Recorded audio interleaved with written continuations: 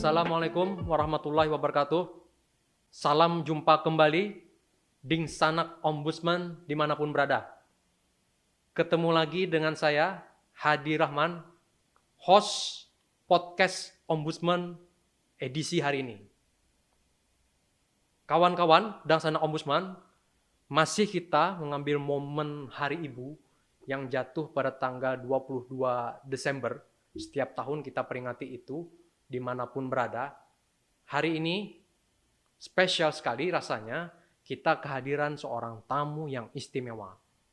Teman diskusi, narasumber kita yang akan bicara mengenai Hari Ibu ini. Tema kita adalah Ibu Hebat dan Masa Depan Bangsa. Ini tentu tema yang kami kira sangat menarik. Dan kita akan banyak mendengar cerita-cerita baik dalam konteks beliau sebagai seorang wanita karir, maupun sebagai seorang ibu rumah tangga yang harus bisa membalanskan, menyeimbangkan kehidupan antara rumah tangga dan karir profesionalnya.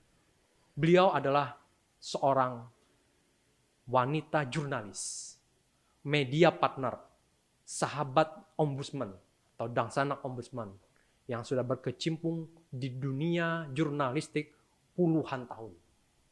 Beliau adalah Ibu Dr. Randa Hajah Sunarti. Ya, mantap sekali kawan-kawan semua hadir.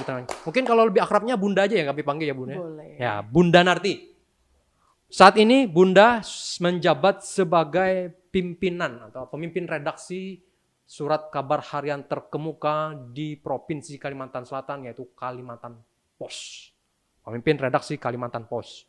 Selain itu, beliau juga aktif berorganisasi.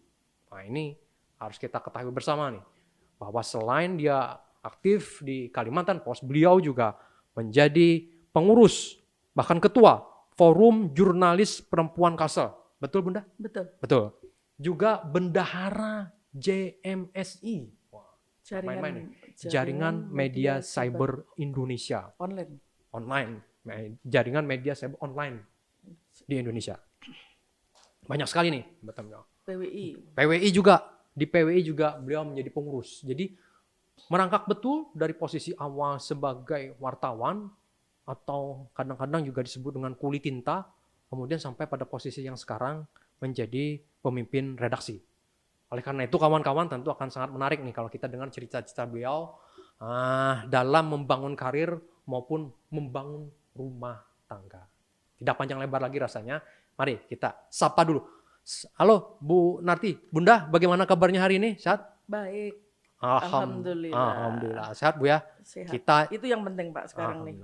Kita harus sama-sama jaga kesehatan, dan podcast kita pun kita jaga prokesnya. Jadi jangan khawatir, kami sudah menerapkan protokol kesehatan yang ketat, sudah pada vaksin Bu ya, sudah 2 kali vaksin. Insya Allah mudah-mudahan sehat walafiat. Senang Bu bisa berhadir di podcast kami hari ini, kira-kira perasaannya bagaimana? Sebuah kehormatan nih Pak, yang luar biasa. Tadi awalnya saya juga agak gimana gitu, mau masuk ruangan ini. Maklum, ombudsman itu kan sebuah lembaga yang independen dan selalu mengawasi. Tiba-tiba saya diajak podcast di sini, jadi agak-agak canggung, bingung. Tapi karena hostnya ini ramah betul ya, saya mencoba untuk rileks lah. Sip, Bunda Narti kadang-kadang berlebihan tapi sesuai fakta katanya. Terima kasih Bunda, ini juga kehormatan buat kita. Buat kami di Ombudsman juga suatu kehormatan bahwa ada seorang pemimpin redaksi perempuan pertama di Kalimantan Selatan kemudian hadir kita untuk bicara masalah ibu hebat dan masa depan bangsa di edisi podcastnya Ombudsman kali ini. Kita dengar nih, bagaimana Bu? Kalau boleh kita cerita yang dulu nih, dari keluarga dulu nih Bunda. Mungkin bisa diceritakan keluarganya, entah apa namanya, apakah dengan suami atau dengan anak, bagaimana Bunda? Aduh, jangan ngomongin suami dong. Oh iya. Saya 2003 itu sudah mulai single parent. Jadi 2001 itu 2000 itu suami saya stroke. Saya merawat sendiri. Terus habis itu 2003 meninggal. Saya dititipin 1 anak. Yaitu saya sama dia berdua aja selama ini gitu. Dan alhamdulillah sekarang sudah ada seorang cucu juga. Oh, Jadi agak ramai gitu rumah. Hmm. Alhamdulillah gitu. Alhamdulillah. Berarti beliau ternyata sudah punya cucu nih. Nenek lah istilahnya begitu ya Ibu. Nenek. Nini. Kalau kita di Banjarmasin ini sebutnya Nini ini. Kawan-kawan yang ombudsman. Jadi Bunda dari 2003 ini sudah single parent ya Bunda ya. Betul. Luar biasa perjuangan Betul, ini. ya. Nah itu tuh waktu mau berkarir di Kalimantan Pos, apakah sesudah itu atau sebelum itu sudah mulai kerja nih di Kalimantan? Sudah. Jadi kapan Kami sudah jadi wartawan, dulu wartawan lapangan Pak. Malah 2003 itu ketika sebelum Pak Arwah Wali Kota Sopyan Arpan meninggal tuh 10 hari sebelumnya tuh suami saya meninggal. Jadi saya ke dulu tuh pas ngepost di Pemko Banjarmasin gitu. 2003 itu. Terus saya berjuang menghidupi anak, bertahan hidup. Sambil tentunya profesi saya jurnalis yang tidak bisa saya tinggalkan. Karena sejak awal memang saya bercita-cita menjadi seorang wartawan gitu. Boleh tahu kenapa Bu? Jadi Ibu pengen jadi wartawan gitu. Jadi tahun 2000 mulai masuk ke dunia jurnalistik ya. Tahun 90 Pak saya. 91 ya. 90, 2000, 2010, 2020, 30 tahun Bu. Betul, luar biasa. 3 dekade lebih. Betul. Ibu sudah berkecimpung di dunia kewartawanan. Iya, Nah, iya. waktu awal dulu apakah ini memang suatu kesengajaan atau Ibu semacam tercebur saja ke situ atau bagaimana nih Bu? Dulu ceritanya awal-awal kenapa jadi ke saya wartawan? dulu itu kalau boleh flashback ya. Saya tuh ada masuk sebuah lembaga gitu. Ya. Dari Jawa. Ya. Dari dulu tuh masuk berbekal sebuah kertas bahwa saya diterima dari Jakarta. Dulu kan sentralnya Jakarta Pak, belum otonomi. Ya. Masuk di sebuah departemen yang sekarang sudah dibubarkan itu. Tapi saya ditempatkan di Pelihari Pak. Oh, udah langsung di Banjar. Karena dari antara Semarang dan Pelihari dulu itu agak perbedaannya jauh banget. Terus saya nggak tahan Pak di situ, baru 1 bulan saya masuk ke Banjarmasin itu. Pindah Banjar. Alhamdulillah saya di Banjarmasin. Dulu ada media tuh cuma 2 Pak, Dinamika Berita sama Banjarmasin Pos. Ya betul. Dua-duanya saya lamar Pak saat itu. Oh ya. Dan alhamdulillah terima dua-duanya. Tapi saat itu saya tuh timbang-timbang Pak ya. Dulu Banjarmasin Pos belum Kompas Group. Masih dimiliki salah seorang itu pengusaha. Dia. Terus kebetulan kalau Dinamika Berita itu dulu Media Indonesia Group. Oh ya. Terus grup dari nasional saya lihat manajemennya, saya pilih Dinamika Berita. Masuk ke situ Bu ya. Masuk ke sana, terus alhamdulillah sampai sekarang ini yang sekarang dimiliki oleh seorang pengusaha di Banjar, Pak Topik Effendi itu, yang Kalimantan Pos berubah namanya jadi Kalimantan Pos itu Pak. Jadi Ibu merasa senang ya, enjoy gabung menjadi wartawan nih Bu ya. Merasa panggilan hidup lah ya. Selain saya tuh suka kebebasannya Pak, kebebasannya, dan itu tidak dimiliki oleh instansi profesi lain dan instansi mana yang bisa kerja bebas gitu. Bebas tanggung jawab ya Pak, bukan bebas itu. Itulah bebas yang dalam artian mungkin memanage waktu. Nah, itu yang saya sebagai ibu hebat tadi, sebagai perempuan kan yang dituntut juga harus menyeimbangkan antara karir, pekerjaan dengan rumah tangga begitu ya Bu ya mungkin ya. Betul, tapi kadang-kadang juga ingat Pak, aku dulu kalau nekuni yang 1 lembar itu bisa jadi kadis nih. Tapi itu adalah masa lalu dan saya nggak boleh begitu. Saya inilah yang dikasih Tuhan untuk saya, yaitu yang saya tekunin gitu. Nah, Ibu kan sudah malang melintang nih di dunia jurnalistik, dunia kewartawanan. Mulai dulu zaman kita masih banyak orang media cetak, ini kan surat kabar bentuknya sampai sekarang nih yang semakin semakin berkembang ini kan media online. Betul. Nah, tentu ada suka duka. Betul. Kalau boleh dirangkum kira-kira sedikit suka dukanya selama menjadi wartawan ini apa Bu? Kalau sukanya banyak. Sukanya banyak banget, nggak bisa diomongin kalau sukanya. Bunda, ya. Tapi dukanya itu hanya saya yang tahu dan Tuhan yang tahu. Soalnya bisa diekspos di sini ya. Wah, ini berarti masih ada podcast berikutnya nanti nih khusus untuk duka. Tapi salah satu dukanya untuk dari media cetak ke arah digital itu memang penuh perjuangan dan harus dituntut kesabaran, dituntut nggak mudah Pak untuk dari awalnya yang wartawan ini santai-santai membuat berita menjelang deadline. Kalau harian kan gitu Pak, santai-santai menjelang deadline baru mereka kerja.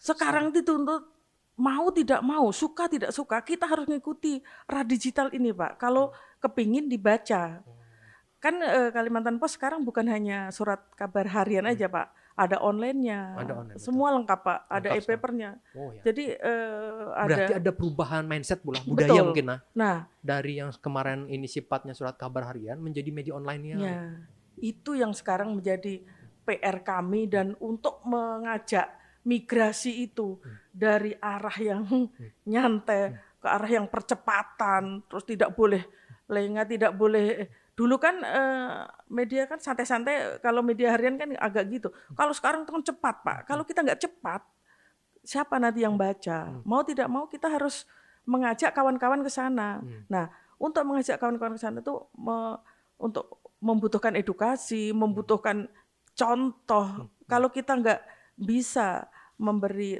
contoh mereka, mana mau Pak mereka. Akhirnya ya kita meskipun jadi pimpinan redaksi ya kadang-kadang ya mengedit, meliput di lapangan. Jadi kita setelah itu barulah pelan-pelan baru kita mulai agak sudah sistem kan udah jalan. Berarti kuncinya luar biasa nih Bu, keteladanan Bu ya. Kalau Betul. boleh nih merangkum apa yang Bunda sampaikan, Betul. bahwa ada faktor keteladanan di situ sehingga membuat posisi Ibu sebagai pemimpin redaksi ini lebih nyaman Bu ya, untuk dijalankan. Betul. Nah jadi ini memang konteksnya kita ini sekarang kan Hari Ibu nih Bunda. Maka di Hari Ibu ini kalau kita lihat tadi cerita dari Bunda tadi luar biasa, mulai membesarkan anak seorang diri, kemudian punya cucu, sekarang membesarkan karir, membesarkan perusahaan, kantor juga Bunda perankan di situ. Itu kira-kira Bunda makna Hari Ibu ini dengan perjuangan Bunda selama ini seperti apa Bu? Ibu memaknai Hari Ibu ini seperti apa Bunda? Apa pentingnya kita memperingati Hari Ibu ini setiap tahun? Atau ada hal yang spesial yang perlu kita? Kalau saya sih memaknai Hari Ibu itu punya tanggung jawab moral. Nah. Ibu tanggung jawab moral, tanggung jawab lingkungan, tanggung jawab keluarganya. Dan seorang ibu itu harus menjadi ibu yang kuat dan punya prinsip. Kuat, punya prinsip. Dan tidak bisa ibu itu seorang ibu itu harus bisa memberi keteladanan juga. Tanpa itu nanti anak-anaknya gimana dong? Terus lingkungan sekitarnya gimana dong? Apalagi saya seorang single parent, tidak mudah. Tapi alhamdulillah sampai sekarang tidak pernah ada fitnah maupun yang melenceng. Karena apa? Karena kami juga bisa membaur, kami juga alhamdulillah bisa kalau ada misalnya lingkungan yang kita harus peka dengan lingkungan sosial. Itu jadi Bu ya. Jadi seorang ibu itu memang dia harus kuat. Jangan sosoknya menjadi lemah, terombang-ambing. Betul. Punya prinsip, kemudian peka terhadap lingkungan. Dan satu, menjunjung kebenaran. Menjunjung kebenaran. Apalagi sekarang kita lihat fenomenanya, faktanya kan banyak ibu-ibu hebat yang tampil sebagai pemimpin. Di berbagai posisi Bu ya. Posisi-posisi publik, posisi-posisi politis juga. Banyak perempuan atau ibu yang hebat yang tampil. Nah tentu apa yang Bunda sampaikan ini tadi bisa menjadi inspirasi buat mereka. Begitu Bunda ya. Bahwa menjadi ibu itu bukan pekerjaan yang mudah. Bahkan ibu yang tidak punya posisi di luaran pun, hanya ibu rumah tangga, maksudnya bekerja di konteks domestik rumah tangga pun, itu tetap punya peran Bunda. Itu sangat berat loh menjadi seorang ibu. Nah, itu bagaimana, saya itu begitu sadar setelah saya jadi nenek. Ternyata yang dulu saya anggap dulu kan sering apa-apa pembantu gitu. Ya. Ternyata itu sangat berat. Saya dari step by step saya ikutin. Asik juga ternyata. Yang selama ini dulu kan mungkin karena tuntutan ya. Tuntutan saya harus survive untuk keluarga. Tuntutan di mana kantor harus deadline harus sekian. Saya dulu mungkin agak mengabaikan. Proses-proses itu. Tapi begitu saya menjadi nenek, saya menikmati betul. Dan ternyata di situ sungguh luar biasa. Ini yang dan itu berat loh Pak. Bukan ringan itu. Saya selama ini kan, oh ibu itu gampang ini gini, apalagi kalau nggak kerja, oh itu malah berat, bebannya berat. Kalau ibu yang kerja, begitu keluar rumah sudah kerja, beda lagi yang dihadapi. Itu ada kayak ada semacam repres gitu. Tapi kalau nggak kerja itu, makanya saya melihat, oh di sini letaknya seorang ibu yang bekerja sama seorang ibu yang sebagai istri. Sebagai istri yang betul-betul yang tidak bekerja. Oh di sini saya bisa membedakan. Berarti ibu ini sudah mengalami nih. Artinya kalau menjalankan peran sebagai ibu yang bekerja dan menjalankan peran kalau ibu yang khususnya di rumah tangga begitu ya. Nah, khusus untuk ibu yang bekerja, Bunda, apalagi dia bekerja di sektor publik. Ibu yang menjadi entah dia pelaksana pelayanan publik ataupun penyelenggara atau pimpinan, jadi pimpinan penyelenggaraan pelayanan publik. Bunda punya pesan-pesan khusus atau apa tips-tips begitu supaya sukses khususnya dalam konteks pelayanan publik ini tadi, Bunda, mungkin? Yang jelas kalau pelayanan publik kan sudah nyata. Dan yang penting kita itu tetap menjalankan tugas dan fungsinya. Kita tidak bisa seorang ibu terus nanti bisa mempengaruhi. Masalahnya seorang ibu kan wanita kan tiang negara. Jadi harus jujur, harus tanggung jawab, tidak boleh mempengaruhi hal-hal yang nggak baik anaknya maupun keluarga lainnya. Kalau kami alhamdulillah selama ini kalau nggak benar kita benarkan, kita tegur, kita benarkan. Kalau yang salah kita luruskan. Tapi tolong dong jangan melakukan hal-hal yang salah lagi. Ini untuk terakhir kali atau ini untuk paling tidak untuk warning, cukup sekali aja gitu. Kalau bagi saya gitu. Mantap, Bunda. Jadi ada ketegasan juga ya. Seorang ibu pimpinan entah itu di sektor apapun, publik atau swasta, dia harus bisa menjadi tegas, Bu ya. Pimpinan. Betul, itu sangat diperlukan, jujur, Pak. dia punya integritas, begitu ya. Integritas. Artinya sebagai tiang negara tadi kata Ibu, maka tiang ini kan tidak boleh goyah. Apapun terpaan dari bawah, dari atas, samping, kiri, kanan, maka dia harus kuat kokoh, begitu, Bunda ya. Betul. Itu yang nggak gampang loh, Pak, untuk jadi seorang ibu. Kelihatannya banyak yang godaannya apa, Bunda, buat ibu yang menjadi pimpinan itu? Godaannya atau tantangan atau kendalanya kira-kira menurut Bunda? Dan kalau kami ya, kalau kami terus terang aja di profesi sih ya, nggak banyak godaannya kok. Asal kita tetap menjalankan 5 waktu. Nah, ini. Dan bertanggung jawab. Maksudnya sholat nih, Bunda ya? Iya, 5 waktu. Sholat dan apapun yang kita lakukan, itu adalah kita pertanggungjawabkan di sana. Kita tuh harus ingat itu, Pak. Kalau itu kita ingat dan kita pegang teguh, kan sampean tahu sendiri kan, kalau wartawan kan sudah menyudutkan sana-sana sini, tapi kita kadang-kadang lupa. Kita nggak boleh lupa itu. Tanggung jawab sama yang di atas. Kita boleh tanggung jawab sama pimpinan kita, owner boleh aja. Tapi yang tidak bisa dibohongi, yang nggak bisa tanggung jawab yang di atas. Kalau ketika kita sudah tanamkan ke diri kita, insya Allah godaan-godaan itu lewat, Pak. Ini kuncinya kami kira nih, penting sekali saya kira, bahwa kita menyatu dengan sang pemilik kita begitu, Bunda ya. Jadi seorang ibu pun itu tidak boleh memisahkan kehidupan dunianya dengan kehidupan yang akan datang. Jadi keimanan, integritas tadi juga dipengaruhi oleh faktor keimanan gitu. Keyakinan bahwa kita ini mempunyai tanggung jawab moral yang luar biasa, tidak hanya kepada sesama manusia, tetapi juga kepada sang pemilik begitu, Bunda. Betul. Dan itu Bunda jalankan tuh, apakah untuk pribadi saja atau itu kemudian menjadi bahan Bunda ketika membriefing ke bawahan atau staf-staf atau gimana? Kita selalu mengajak teman, mitra itu dari hati ke hati dan selalu menanamkan atau mengingatkan bahwa kita hidup itu pada dasarnya itu cuma sebentar. Kalau kita berani ngomong seperti itu, harus diaplikasikan dan apalagi kalau di sebuah lembaga kayak saya ini, itu kan dari berbagai ilmu dan wartawan sampean tahu sendiri, wartawan itu gimana kerjanya.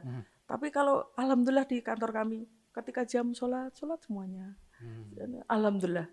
Itu bukan sholat bukan kadang-kadang memang sholat bukan sebuah ukuran, tapi paling tidak itu menjadi tameng, Pak. Itu yang kita tanam di sana. Baik Bu, menarik sekali. Terakhir mungkin nih saya pertanyaan buat Bunda nih, khususnya tentang ombudsman. Nah, gimana nih Ibu Bunda menilai ombudsman atau apa namanya, mungkin ada pesan-pesan khusus buat ombudsman atau bagaimana kemitraan antara ombudsman dengan media. Ibu Bunda ini kan berasal dari media nih, media partner selama ini. Mungkin terakhir nih Bunda. Saya salut dengan era sekarang nih, kepemimpinan Pak Hadi. Kebetulan jadi host ya. Yeah. Saya bukannya memuji Bapak ya, tapi sekarang itu ombudsman lebih welcome. Kantornya pun lebih enak kalau dimasukin. Kalau saya nggak bicara yang dulu-dulu ya. Dan sekarang itu orang sudah mulai tahu Pak, apa fungsi ombudsman, apa ombudsman itu. Ombudsman adalah ini Bu Narti ya, iya. Oh itu pimpinannya Pak Adi, itu dulu dari, iya betul, saya bilang gitu. Itu penyembayang katanya. Ada yang bilang gitu loh Pak. Nah kalau pesan saya, ombudsman dengan media itu lebih dieratkan lagi Pak. Dan sekarang sudah bagus, sudah ada jalinan komunikasi yang bagus sejak dipimpin oleh Pak Hadi. Dan alhamdulillah saya berharap ke depan kalau jalinan komunikasi bagus, kegiatan ombudsman di share, insya Allah lah kita ini media selalu akan menjadi partner yang berkesinambungan dan partner yang saling memerlukan. Baik. Terima kasih Bunda. Terakhir ini adalah semacam booster buat kami. Artinya kita sama-sama bergerak di ranah pengawasan. Ombudsman ini kan lembaga pengawasan pelayanan publik. Ya, betul. Dan media juga berperan penting untuk mengawasi penyelenggaraan pelayanan publik yang dilakukan oleh para penyelenggara pelayanan publik. Jadi kita sama-sama sebenarnya sifatnya saling mendukung satu sama lain untuk peningkatan kualitas pelayanan publik dan masyarakat merasakan manfaat dari situ. Bunda, ini banyak sekali hal-hal positif dan sana ombudsman yang bisa kita dapatkan tadi dari sharing singkat. Kita pengen sebenarnya lebih lama nih bicara dengan Bunda, tapi ya, kita bisa agendakan itu di lain waktu lagi.